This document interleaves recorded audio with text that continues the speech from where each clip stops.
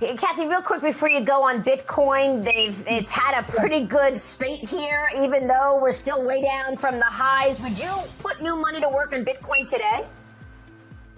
We are very positive in Bitcoin. We have in our Big Ideas 2022, which you can find on our website, we have a price target in 2030 of $1.3 million. It's only 21,000. You tweeted about Fed policy earlier in the week. You said, quote, "I would not be surprised to see a significant policy pivot in the next 3 to 6 months." What did you make of Powell's speech yesterday? And tell us what that pivot might look like in the coming 3 to 6 months.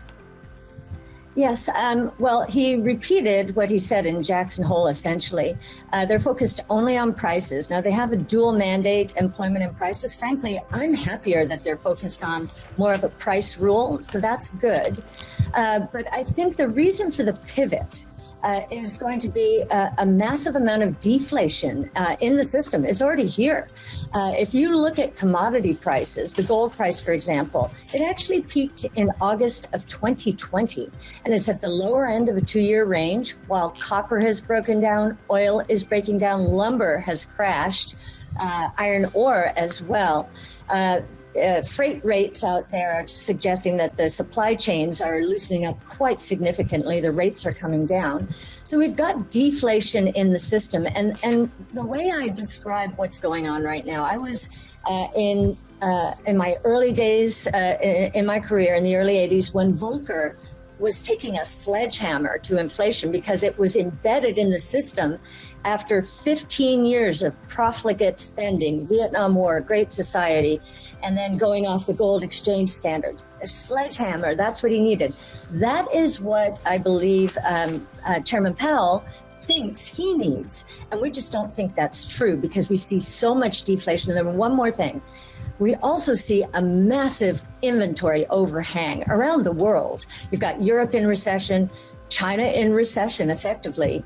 And here in the United States, retailers are bulging with inventories, which will have to be cleared with discounts. So we think we're going to see some major downside surprises in inflation during the next 3 to 6 months. So the Fed is looking at the PCE deflator, which peaked in February at 5.3%. It's down to 4.6%. And we believe we've already seen some negative numbers. Nobody believes them. We do. And we believe we're going to see some more negative numbers during the next 3 to 6 months. So wouldn't be surprised to see it well down into the threes in the next 3 to 6 months, if not into that 2 handle. And I think if we get enough sequential declines, that the Fed will change its tune quite dramatically. I think that the Fed will be looking at the sequential numbers, many of which will be negative, and that will encourage them. Even if we don't have that 2 handle, we're in the threes and we're coming down quickly, I think they'll change their tune and perhaps they will take interest rates up 75 basis points this time, but the next time 25 to 50 basis points, and then following that, we shall see. We think profits are going to be under tremendous pressure, and until some of these cost declines make it through and inventories are cleared. Now, we do not think this will be anything like 08, 09, which I know many people fear. We think it's much more of an inventory recession and a drag from the rest of the world, Europe being crushed by energy prices, China being or readjusting to quote unquote common prosperity. So I think it'll be more of an inventory recession. And, there's been a lot of denial that we are in recession. We think we are. We think it's an inventory recession and that we'll be coming out next year, whereas many people, forecasters are saying we'll be going in next year. So I actually think the market will be looking up as we're exiting this year. Well, I think our strategy has been hurt very, very much, as have most growth strategies, by the fears associated with inflation and higher interest rates. And as I mentioned, we think that's going to turn around. We see the growth coming out of these 5 platforms. These are 5 innovation platforms. These are exponential growth trajectories.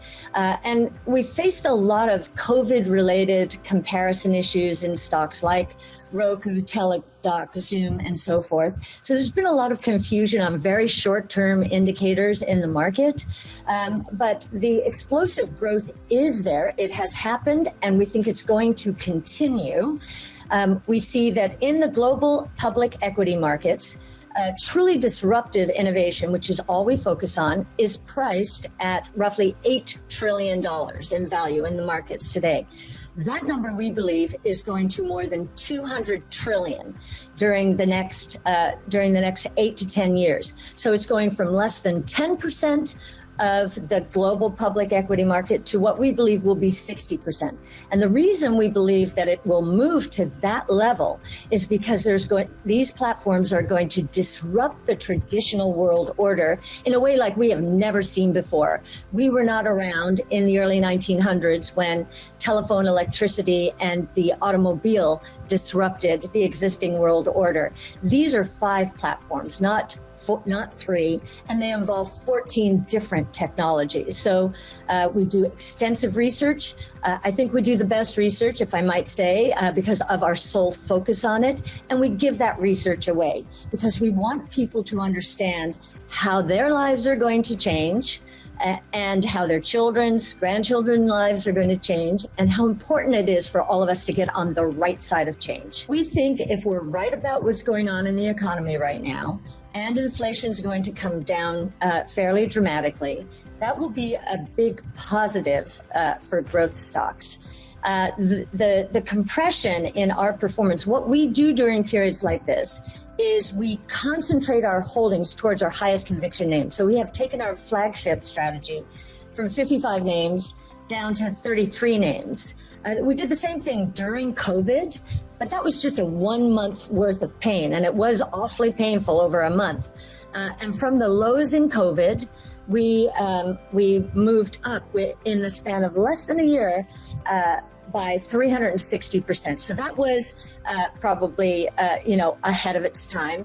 We've corrected tremendously. And now we have many what I would consider deep value stocks if you give us a 5-year investment time horizon.